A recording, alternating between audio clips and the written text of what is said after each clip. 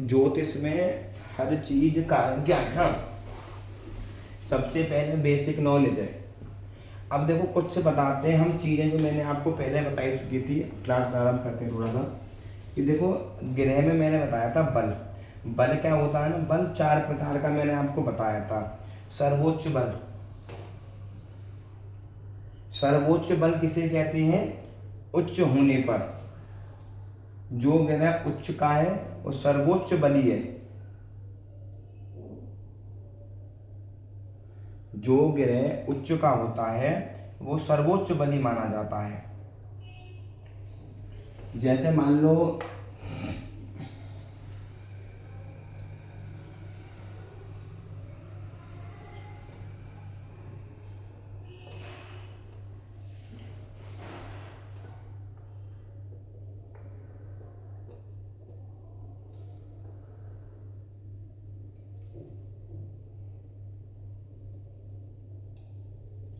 उच्च का ग्रह सर्वोच्च बली, सर्वोच्च बली माने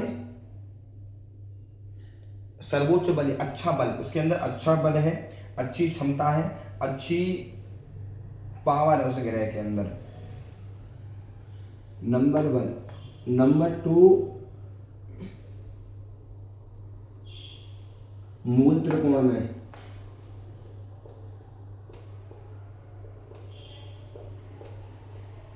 जो ग्रह मूल त्रिकोण में होता है वो उच्च बली होता है। ये ग्रह उच्च बली होता है। नंबर 3, जो ग्रह अपने घर में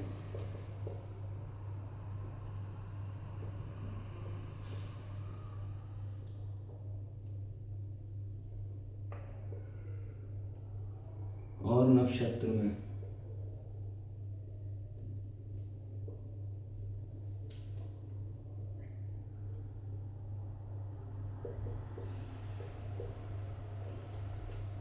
रहने पर कैसा होता है? बली, ये बली होता है। अब जो प्रश्न नंबर 4,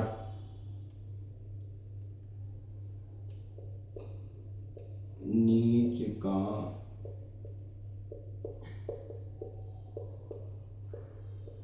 होने पर निर्बल,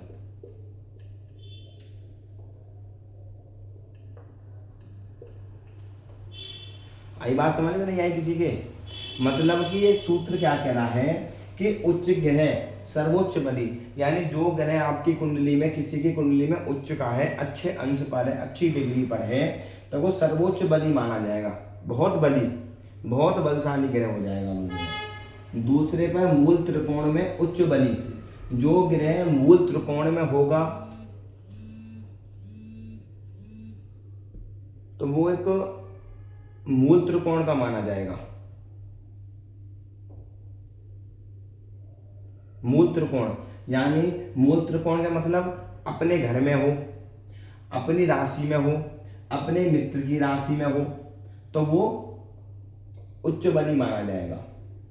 अपने घर में और नक्षत्र में रहने पर, अपने घर मतलब जैसे मंगल मेष राशि में है और अपने नक्षत्र में है तो वो बली है, वो बली माना जाएगा वहां पर।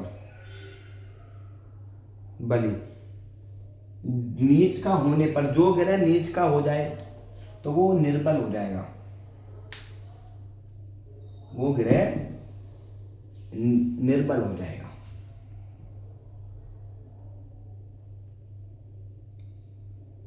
यहां तो शत्रु के घर में लिख लो, शत्रु के घर में भी वो निर्बल हो जाएगा। अब आपको ये सब चीजें थोड़ा देखनी चाहिए आपको कि ग्रह सर्वोच्च बली है, बली उच्च बली है, निर्बल है, क्या है। तो ये सब चीजें कब समझ में आएंगी? जब हमें पहले की चीजें हमें समझ में आएंगी। जैसे कि यार उच्च का ग्रह कौन सी राशि में होता है? अब सूर्य मेष राशि में है, उच्च का बैठा है और 15 अंश पे बैठा हुआ है, तो सर्वोच्च बली है। सर्वोच्च बली क्या तरह सूर्य बहुत बली है, बहुत बलशाली है सूर्य, और पूरी कुंडली को डायरेक्शन सूर्य करेगा फिर, क्योंकि वो सबसे बलशाली ग्रह कुंडली में। दूसरे पे देख लो मूल त्रिकोण में, मित्र की राशि में है, मित्र के घर में है, अपने घर में है, अच्छी डिग्री पर है, तो वो उच्च बली हो जाएगा। मतलब केंद्र और त्रिकोण का एक ही ग्रह केंद्र और त्रिकोण का मालिक होकर त्रिकोण में बैठा हो। केंद्र और त्रिकोण का मालिक समझते हो? केंद्र और त्रिकोण का मालिक जो एक ही ग्रह केंद्र और त्रिकोण का मालिक बन जाता है उसे मूल त्रिकोण कहते हैं। मतलब जैसे मान लो कि शनि चौथे घर में मकर राशि है उसकी और पंचम घर में कुंभ राशि है, तो शनि वहां पर मूल त्रिकोण का हो गया। वहां पर सबसे बलशाली ग्रह कौन सा हो गया? शनि हो गया, क्योंकि वो केंद्र और त्रिकोण का स्वामी बनकर अगर वो केंद्र और त्रिकोण में बैठ जाए तो वो क्या हो गया? उच्च बली हो गया वो। यानी एक ही ग्रह जब केंद्र और त्रिकोण का जब मालिक बन जाता है तो वो सर्वोच्च बली उच्च बली कहलाता है। नंबर 3, अपने घर में और अपनी नक्षत्र में। जैसे मान लो मंगल मेष राशि में अपने घर में बैठा हुआ है, अपने नक्षत्र में बैठा हुआ है। मंगल का नक्षत्र क्या है? क्यों आकाश?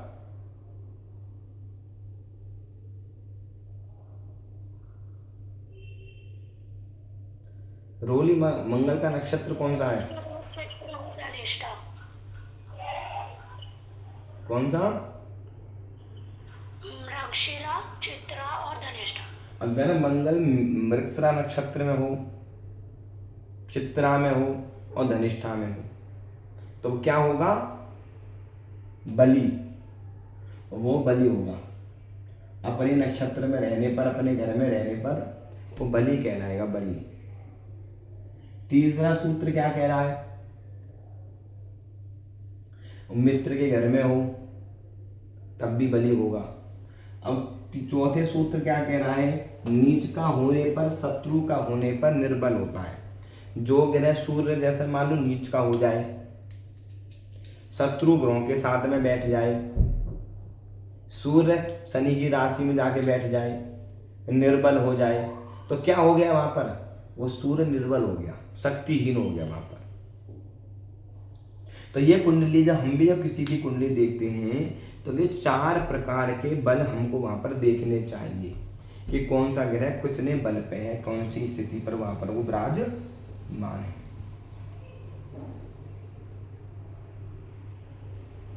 आई बात समझ में?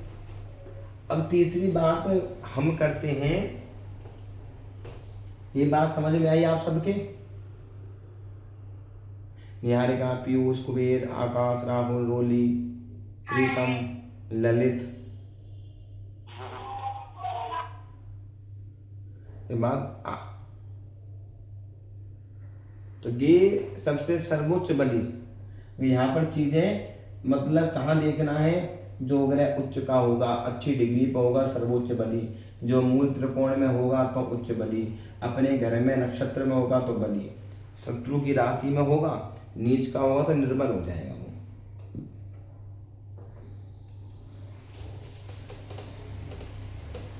तो इसमें आज जो हम बात करते हैं, जैसे मान लिया थोड़ा डिटेल में बताते हैं। जैसे हमने आपको भावों के बारे में डिटेल में हमने आपको बताया था, तो आज हम आपको ग्रहों के बारे में डिटेल में बताते हैं कि कौन सा ग्रह क्या है और क्या परिणाम हमको देता है। जैसे आप मान के चलिए कि सूर्य है, सूर्य ग्रह है,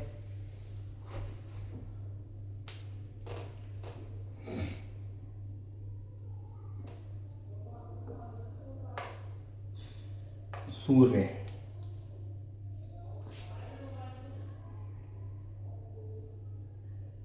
यह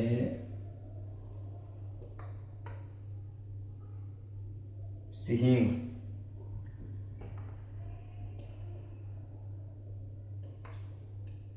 राशि में, सिंह राशि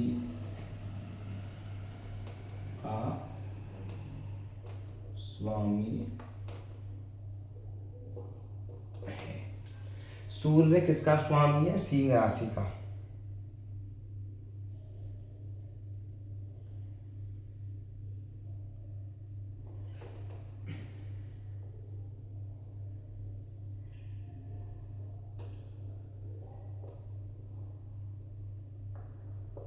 सूर्य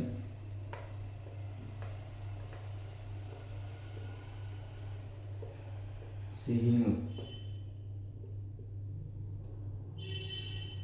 राशि में है तो, जब सूर्य सिंह राशि में है तो वो क्या होगा? स्वक्षेत्रीय।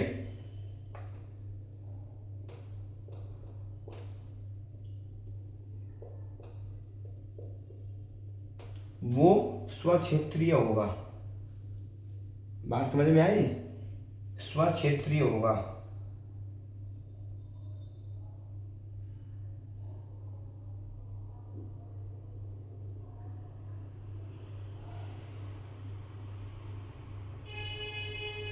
अब मतलब क्या कह रही है? स्वक्षेत्री का मतलब क्या होता है? अपने घर में। स्वक्षेत्रीय अपने घर में बैठा हुआ है ना वो। स्वक्षेत्रीय माने अपने घर में वो वहां पर विराजमान है। स्वक्षेत्रीय माने वो अपने घर में स्थित है। अब इसमें कह रहा है किंतु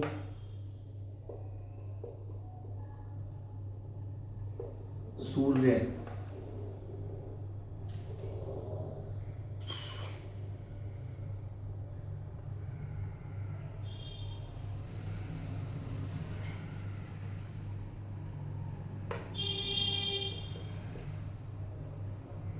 सिंह राशि में। अब सूर्य जो सिंह राशि में 1 से 10 तक,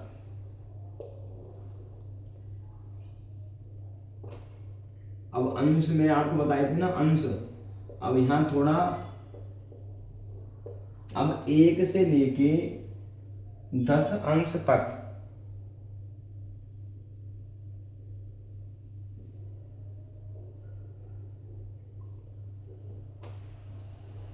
यहाँ 20 है।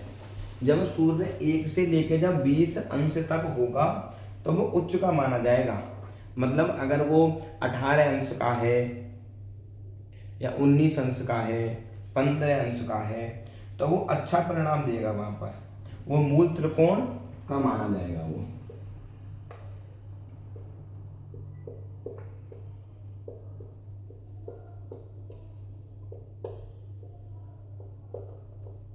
माना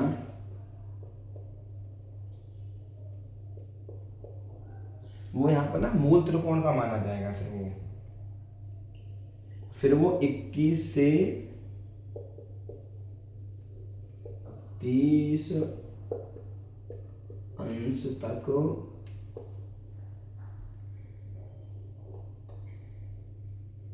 सूर्य उच्च का,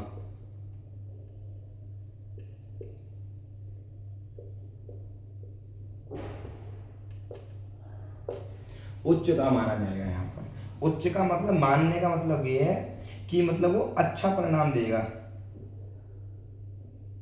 अच्छा परिणाम वो यहाँ पर देगा।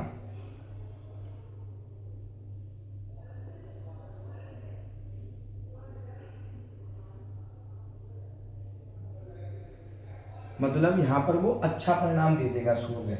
जैसे मान लो मैंने अंश आपको बताए थे, यहाँ पर जो ग्रहों के अंश हैं, तो ये क्या कह रहा है कि सूर्य इसमें त्रिकोण में होगा तो त्रिकोण बली, मतलब बली बन जाएगा। अगर इतने अंश का होगा तो वो मूल त्रिकोण का फल दे देगा, उच्च का फल दे देगा। सूर्य जैसा मर्जी अच्छा फल वहां पर वो दे देगा।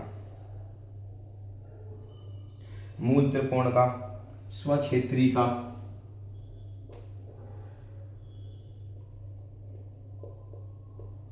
स्वक्षेत्री हो जाएगा, मूल त्रिकोण में हो जाएगा।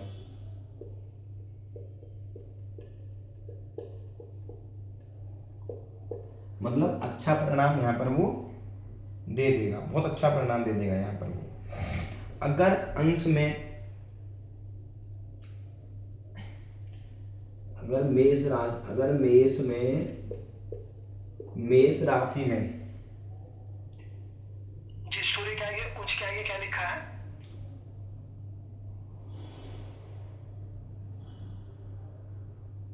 सूर्य उच्च का हो जाएगा, मतलब उच्च का परिणाम देगा। होने का मतलब ये है कि वो उच्च के समान माना जाएगा, मतलब वो जो परिणाम देगा वो उच्च के समान परिणाम देगा वहां पर, वो उच्च के समान अच्छा परिणाम को वहां पर दे देगा। अब सूत्र क्या कहता है,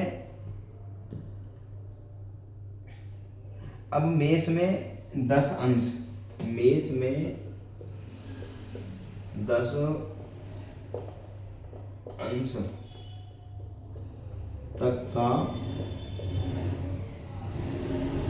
उच्च का होता है। मतलब मेष राशि में जो सूर्य है वो 10 अंश तक उच्च का होगा, 10 अंश तक वो उच्च का होगा, अच्छा परिणाम दे देगा। अगर यही तुला में 10 अंश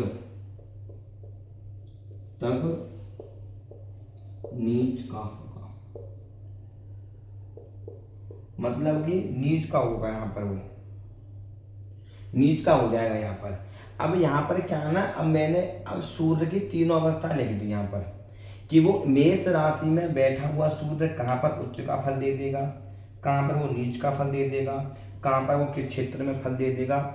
ये सारी स्थिति यहाँ पर सूर्य की हमने आपको बता दी। यह सूर्य स्वामी सिंह राशि में, अगर कोई ग्रह सूर्य सिंह राशि में बैठा हुआ है तो कितने अंश पर है, तो को कितना परिणाम, कितना फल देने में हमें वो सक्षम है जहाँ तक को। जैसे सूर्य मान लो, सूर्य व्यक्ति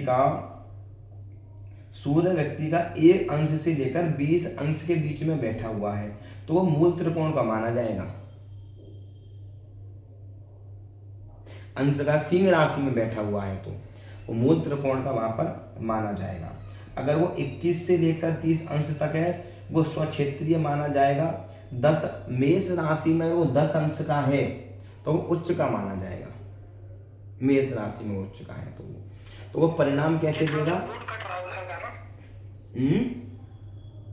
थोड़ा सा बोर्ड जो है उधर का लिखा है आपने, थोड़ा सा कट रहा है, ये सब वीडियो और उधर कर देते ना। जी जी ठीक। तो वहां पर क्या है कि वो ऐसा ही परिणाम देगा। जैसे मान लो कि कोई व्यक्ति है और उसके पास में पावर बहुत ज़्यादा है तो वो कुछ भी कर सकता है, फिर उसकी पावर थोड़ी कम हो गई तो कम पावर करेगा वो, फिर उसकी और ज़्यादा कम हो गई तो बिल्कुल कम पावर हो जाएगा उसका। तो ऐसे यहाँ पर जो सूर्य है, तो सूर्य मेष राशि का स्वामी यहाँ बनता है, कितने अंश पे कितनी डिग्री पर वो नीच उच्च का होता है, तो यहाँ पर वो हम आपको बता रहे हैं। ऐसे ही और भी ग्रह हैं, चंद्रमा है भाई, चंद्रमा भी है। अब बात करते हैं हम यहाँ पर चंद्रमा के बारे में। अब देखो चंद्रमा क्या है,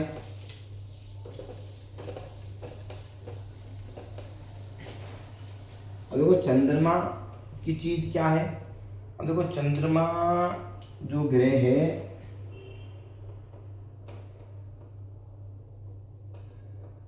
चंद्रमा यह कर्क राशि का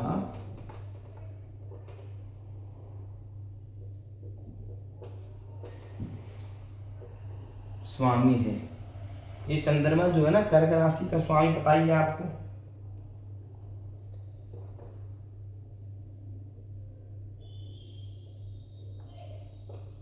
यदि ये कर्क राशि में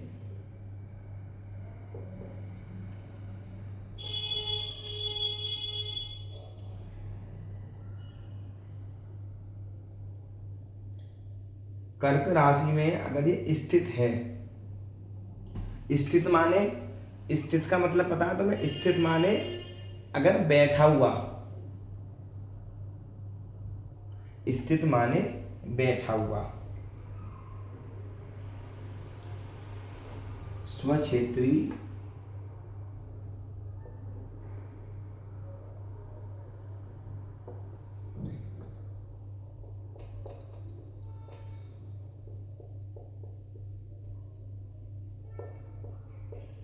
मतलब अपने कर्क राशि में बैठा हुआ चंद्रमा स्वक्षेत्री माना जाता है। मैंने पहले वीडियो में आपको बताया था कि स्वक्षेत्री माने वो अपने घर में बैठा हुआ है। अगर आप लोग अपने घर में बैठे हुए हैं, अपनी जमीन पर आप बैठे हुए हैं, तो आप वहाँ पर स्वक्षेत्री बैठे हुए हैं, स्वक्षेत्री रहते हैं। अब यहाँ पर सूत्र कहता है किंतु, किंतु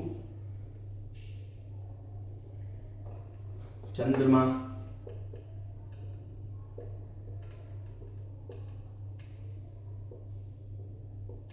वृष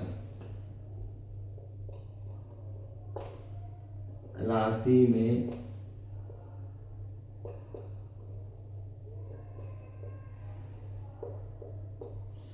जब चंद्रमा वृष राशि में स्थित है तो वृष राशि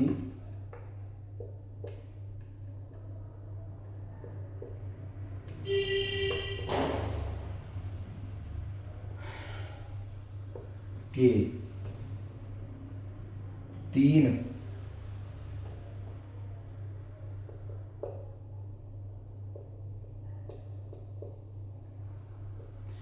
अंश तक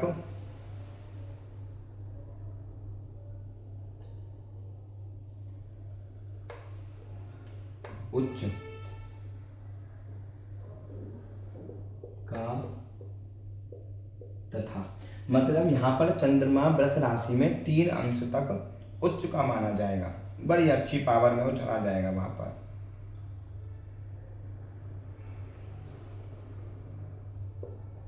वृष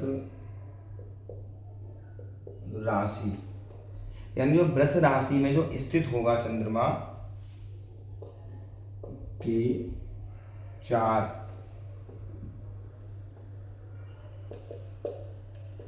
अंश से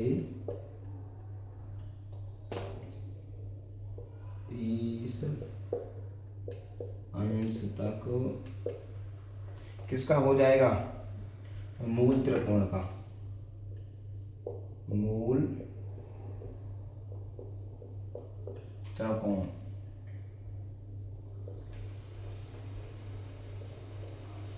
फल किसका देगा? मूल त्रिकोण का, त्रिकोण का माना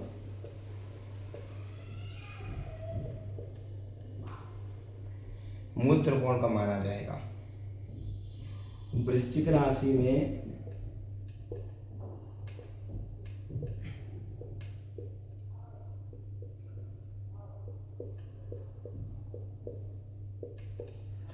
वृश्चिक राशि में 3 अंश तक नीच का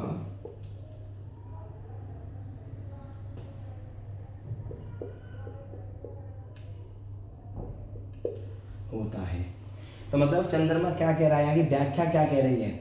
ये व्याख्या आपको ये दर्शा रही है कि चंद्रमा, यह चंद्रमा कर्क राशि का स्वामी है। यदि कर्क राशि में स्थित है तो स्वक्षेत्रीय होता है, किंतु चंद्रमा वृष राशि में स्थित 3 अंश तक उच्च का होता है।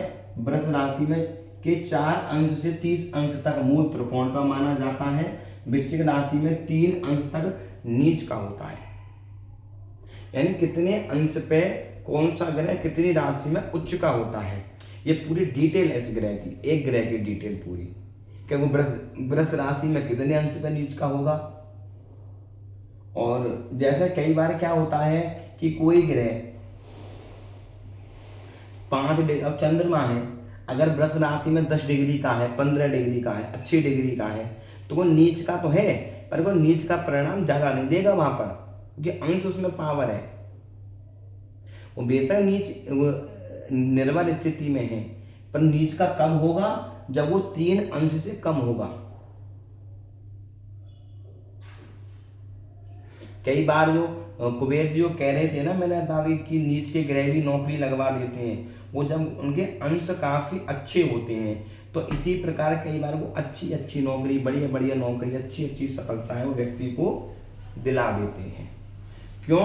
क्योंकि वो बेशक निर्बल हैं, वो बेशक निर्बल होके बैठ गए, पर पावर तो अभी भी उनके हाथ में है। जैसे मान लो प्रधानमंत्री है, अगर कल को रिटायरमेंट हो जाए तो भाई पावर तो तब भी इसके पास रहेगी ना। ये थोड़ी नहीं है कि पावर चली जाएगी उसकी, पावर तो फिर भी रहेगी उसकी। पद ही तो जाता है गुरुजी, प्रतिष्ठा छोड़ हो जाती है। अब ये थोड़ी नहीं है पावर चली जाएगी उसकी, भाई पावर तो उसकी ऐसी, भाई उसने उसने भाई इतने साल देश को चलाया है, और वो रिटायरमेंट हो जाएगा तब भी उसकी पावर उतनी ही रहेगी।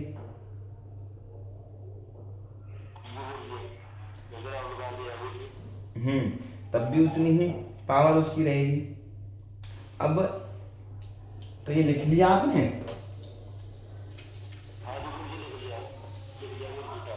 अब जैसे अब देखो दूसरी बात यहाँ पे आप थोड़ा चलो, अब दूसरी बात यहाँ पर क्या है कि मंगल, अब जो मंगल जो है, मंगल भी सेम कंडीशन वही रहेगी। मंगल की कंडीशन यहाँ पर क्या है,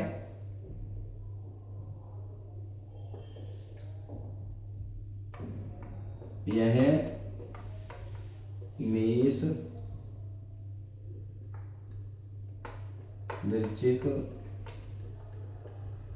राशि का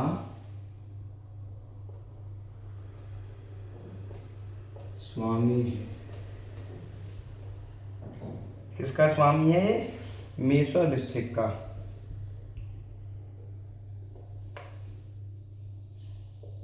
इन राशि में हो तो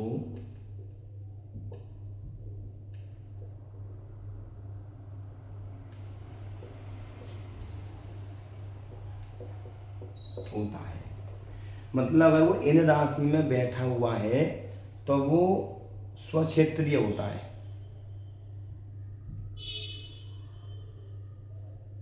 समझे नहीं समझे? किसका होता है? स्वक्षेत्रीय। वो यहाँ पर स्वक्षेत्रीय माना जाता है। स्वक्षेत्रीय की वही स्वक्षेत्रीय माने अपने घर में अपनी स्थिति में होता है। अब किंतु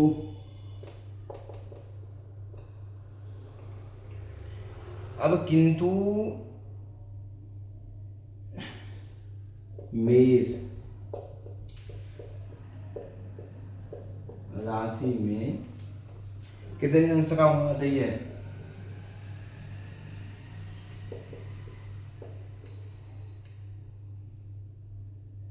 1 से 18 अंश तक। मूल त्रिकोण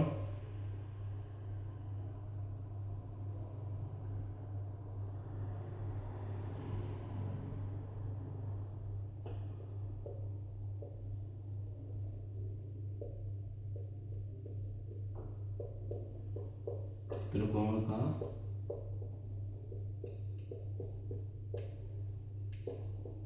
होता है। मूल त्रिकोण का हो गया।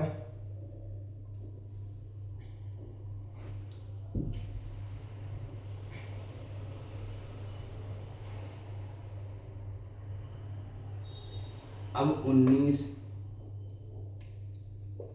से 20 अंश तक किसका होता है?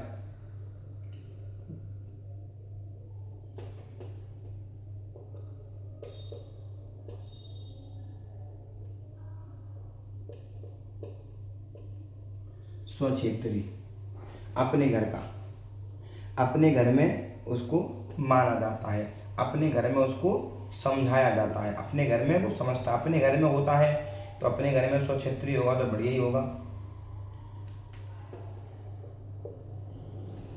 मकर में 28 अंश तक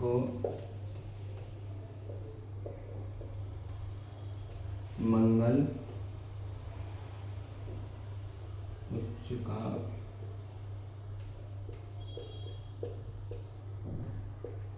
होता है। वो 28 अंश तक उच्च का होता है, वहां पर वो उच्च का माना जाता है, उच्च का होता है वहां पर वो उच्च का समझना चाहिए, वहां पर उच्च का।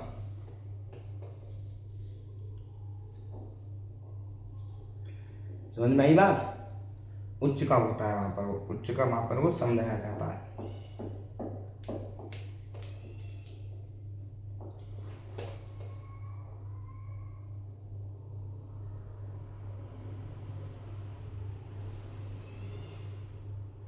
अगर वो 28 से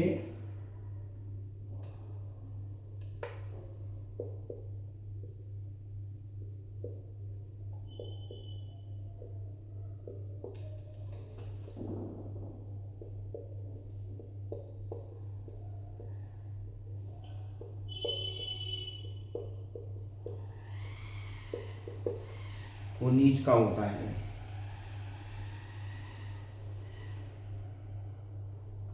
28 अंश का मतलब 28। अब यहाँ पर राशि डिपेंड होती है दो, हम इसके बारे में थोड़ा डिटेल में आपको बताते हैं कि अब क्या चीज़ है ये, बाकी ग्रह कल बताएंगे आपको हम कि इसमें कारण क्या है। अब इसमें सूत्र क्या कह रहा है, स्वक्षेत्रीय, मूल त्रिकोण, उच्च का और नीच का। यह में 4 टॉपिक चल रहा है इस सूत्र में। इसमें जैसे मान लो मंगल मेष और वृश्चिक राशि में स्वक्षेत्री अपने घर में होता है, स्वक्षेत्री होता है, 1 से 18 तक मूल त्रिकोण का होता है, 19 से तक स्वक्षेत्री होता है। मकर राशि में 28 अंश तक उच्च का होता है और कर्क राशि में 28 अंश तक नीच का होता है। अंश माने पावर। क्षेत्रीय मतलब गुरुदेव स्वक्षेत्रीय है। तुम कौन से क्षेत्र में रह रहे हो, तुम्हारा क्षेत्र कौन सा है तुम्हारा? मतलब स्वयं का क्षेत्र। हाँ, तुम्हारा क्षेत्र कौन सा है? मतलब वो अच्छा फल देगा वहाँ भी। हाँ, स्वक्षेत्रीय अच्छा फल देगा वहां पर वो हो जाएगा ना, उच्च बलि हो जाएगा, बलि हो जाएगा, बलि।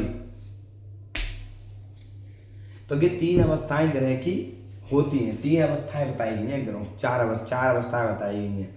कौन से अंश पे उच्च का होगा, कौन से अंश पे वो नीच का होगा, कितनी डिग्री पे वो कहाँ जाएगा, किस परिस्थिति में जाएगा, वो सारी चीजें यहाँ पर देखी जाती हैं। यहाँ पर सारी चीज़ों का यहाँ पर गणित होता है, गणित होने के बाद में चीज़ें चलती हैं, चीज़ें समझ में यहाँ पर आना शुरू होती हैं। अब अंश तक का मतलब यही होता है कि जैसे मान के चलो मंगल मकर राशि में 1 अंश का बैठा हुआ है, निर्बल है, पावर ही नहीं है उसमें। वही कह रहे वो बढ़िया अंश पर 6 डिग्री पर तो अच्छी पावर आ जाएगी उसमें। अंश का मतलब ये है कि पावर, रोशनी कितनी है उसके अंदर, पावर कितनी है उसके अंदर। एक व्यक्ति है उसमें शरीर की पावर होती है, एक व्यक्ति में पैसे की पावर होती है, एक व्यक्ति के अंदर पॉलिटिक्स की पावर होती है। अब ऐसे यहाँ पर ग्रह, जो ग्रह नीच राशि में बैठा हुआ है, अगर उसके पास में अपनी पावर, अपना बल है, तो वहां पे वो नीच का परिणाम कम देगा, वहां पर वो नीच का परिणाम कम देगा, उच्च का परिणाम वो ज्यादा देगा। वहां पर अंश का डिपेंड करता है, अंश मेन चीज होती है वहां पर। अंश कितने अंश पे, कितनी डिग्री पर बैठा हुआ है, क्या परिणाम दे रहा हुआ है। सूत्र वही है जो मित्र में होगा, अपने घर में होगा, अपनी राशि में होगा तो अच्छा होगा, नीच राशि में होगा, शत्रु की राशि में होगा, शत्रु घर में होगा तो वो हमेशा नेगेटिव परिणाम देगा, वो परेशान ही बनाएगा। और अगर अंश अच्छा है तो बढ़िया है तो कोई दिक्कत नहीं। अगर वो नीच, समझे नहीं, अगर वो नीच का बैठा हुआ है तो नीच का मतलब ये थोड़ी नहीं वो निर्बल हो गया। नीच का ग्रह खराब नहीं होता, वो नीच का ग्रह खराब नहीं होता, वो नीच का तो नीच का हो गया थोड़ा सा, वो भाई नीच नहीं स्थिति में जाकर खराब थोड़ी माना जाएगा, वो नीच का खराब नहीं होता। वो अगर उसके अंश बढ़िया हैं, जैसे आप मान के चलो मंगल कर्क राशि में नीच का हो गया, अगर वो कितने अंश पे हुआ है, वो अच्छे अंश पे है। अब क्या कह रहा है, 28 अंश का हो तो नीच का होगा। अगर 28 अंश पे हो तो नीच का है, वो निर्बल है। अगर वो 15 अंश पे हो, 18 अंश पे हो तो वो नीच तो बैठा बेसा नीच की स्थिति में है वो, पर वो परिणाम अच्छे देगा वहां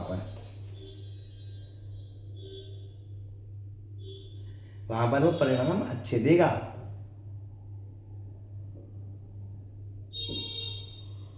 बहुत बढ़िया परिणाम देगा, बेहतरीन बेहतरीन परिणाम देगा, वहाँ अच्छे अच्छे परिणाम देगा।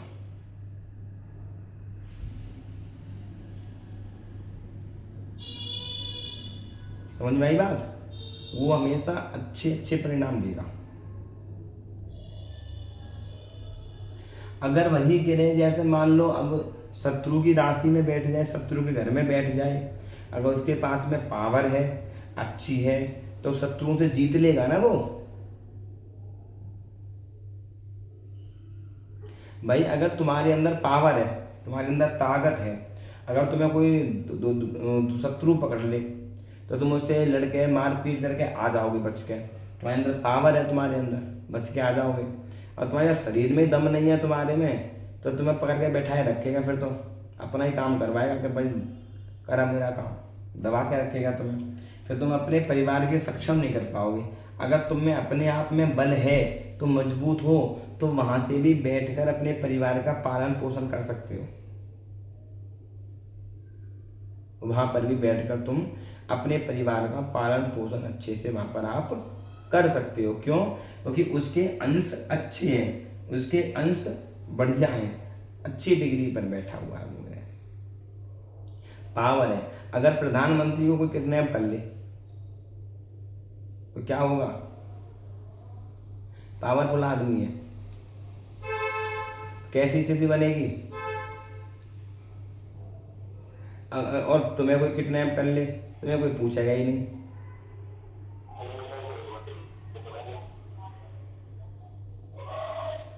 ऐसे ही ग्रहों का डिपेंड करता है।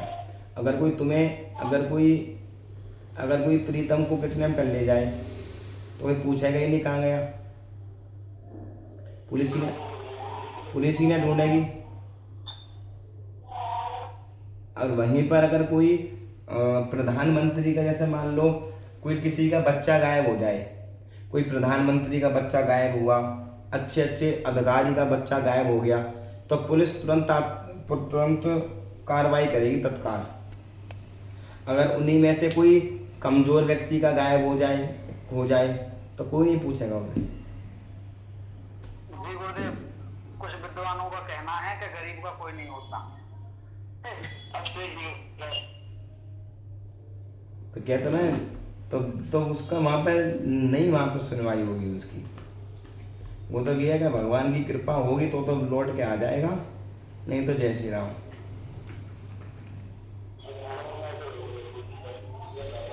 तो वहां पर स्थिति कैसी बन गई? वहां पर स्थिति वो दूसरी बन गई। अब ऐसे ही ग्रह, अगर वो शत्रु के घर में बैठा हुआ है, अच्छी पावर पे है, तो वो वैसे ही अपने घर को डायरेक्शन में देगा कि बेटे, वो फिर उस घर को कब्जा कर लेगा। अगर सूर्य शनि के घर में बैठा हो और अच्छी डिग्री पे बैठा हो तो शनि के घर की ऐसी तैसी करके रखेगा।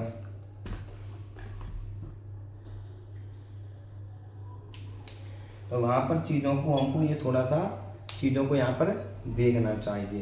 तो हमें क्या है कि जो ग्रह जो होते हैं ये इनको इस तरीके से हमको लेना चाहिए कि कौन सा ग्रह कितने अंश पे है, कौन सी डिग्री पे है, क्या परिणाम दे रहा है, क्या फल दे रहा है। ये सब चीज़ें अंशों पर डिपेंड करता है। और बात जो किसी के समझ में ना आई हो। जी जैसे आप कहते हैं लगन में राहु पैसा अच्छा देता है, तो वो अंश अच्छा होता होगा तभी, और मित्र की राशि में होता होगा। तभी तो भाई देखो, लगन में राहु है, अच्छा पैसा देगा। वैसे कहते हैं दूसरे घर में ग्रह राहु अच्छा कर देगा भाई, पंचम घर में। अब वो बैठा कौन सी राशि में डिपेंड करता है ना। अगर वो शत्रु, अगर वो लगन में मेष राशि में बैठा हुआ दिक्कत देगा वहाँ पर। हाँ, अगर वो वृष राशि में है, मिथुन में है, कुंभ में है, तो अच्छा परिणाम देगा वहाँ पर। ये तो अपनी और मित्र की राशि में बैठा हुआ है ना वो ग्रह वो। भाई सीधी सी बात है, क्या करिए बेटा? मैं पूछ रही थी अगर मीन राशि में तो शत्रु की राशि है ना, बृहस्पति में राहु में शत्रुता का भाव रखता है, तो वहां पे अच्छा परिणाम नहीं देता वहां पर।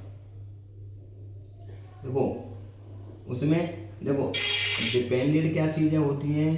आप एक बात मान के चलिए, आप जैसे ये है, तो ये ग्रह भी बिल्कुल हमारी तुम्हारी तरह ही परिणाम देते हैं। जैसे मान के चलिए आप, जैसे कि अब राहु आप हो, अब जैसे मान लो आप, अगर आप मित्र के घर में जाएंगे तो अच्छा होगा, अपने घर में जाएंगे तो अच्छा होगा, अपने दूसरे घर में जाएंगे तो आप बलवान रहेंगे।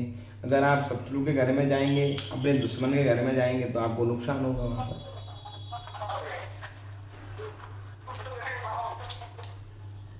है नहीं है? तो वहाँ पर क्या होगा? राहु को शत्रु मानता, सब मानता है। किसको? जी बुध राहु को, राहु को मित्र मानता है। राहु को वहां पर मित्र मानता है, वो मित्र की स्थिति में वहां पर लेके चला जाता है उसको, वहां पर वो उसको मित्र मानता है बुध को।